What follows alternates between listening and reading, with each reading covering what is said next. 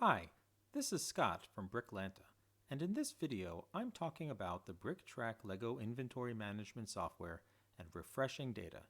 Right now, BrickTrac relies on data from two websites, rebrickable.com and bricklink.com.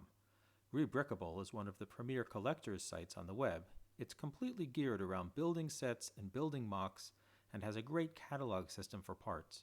When you tell it what sets you own, it tells you what else you can build with those parts. A great site if you're a builder. Bricklink is the top site for buying and selling LEGO parts and sets. It's now actually owned by LEGO, but its roots go back to a grassroots community supplying builders with the parts they need. So what data does BrickTrac need and where do we do this?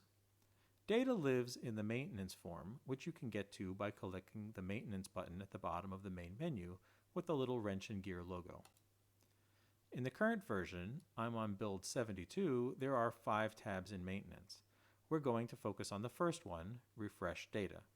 You can see here a list of the types of data BrickTrac gets from Rebrickable and Bricklink. Here's the background. You do not need to refresh your data. When you first set up BrickTrac, it downloads everything it needs. Over time, that information will get stale, and refreshing is recommended, but it's not something you have to put on your immediate to-do list. Also, this data relies on special access to these websites. Rebrickable makes part of their catalog available to the public, but to access the details needed to help map to Bricklink parts, you need an account and an API key. That's actually really simple to do, and you should check out the tutorial on setting up BrickTrac to find out more. Bricklink makes nothing available to the public, so at minimum, you need a user ID and password to get their catalog, and an API key and a bunch of tokens to do anything with the store. Again, that's pretty easy to do, even if you're not technical.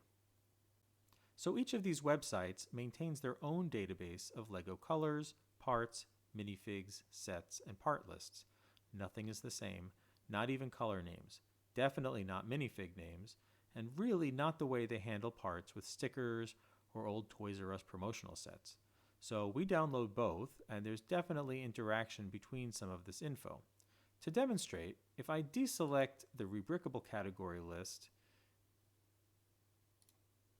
you see that the parts list and set parts are also deselected.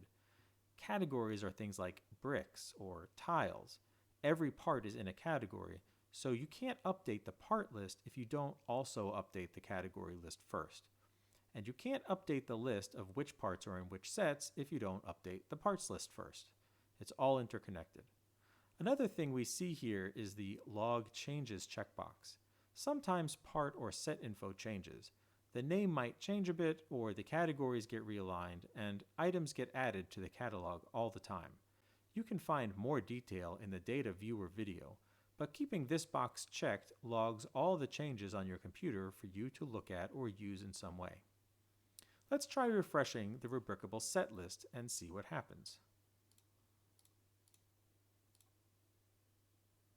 See how Theme List checks itself when we select Set List? Okay, let's start.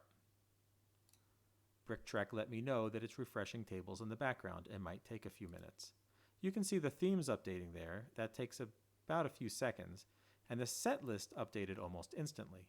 That's because Rebrickable lets me sort sets by the last date modified, so we can stop without going through all the sets. Unfortunately, you can't do that with parts. It takes at least 6 to 10 minutes to refresh the part list, but it does run in the background and you can do other things while it goes. Bricklink data is very similar, but it's actually much faster, mostly because we don't have a logging option. Finally, you can manually sync your store inventory. This happens automatically every time you start the app, so it's really not necessary to ever push this button. See the tutorial on syncing to learn more about that. And that's the data refreshing. Not a lot to worry about, and mostly you can just ignore it. Thanks for watching. Subscribe below to get notified when new tutorials get posted.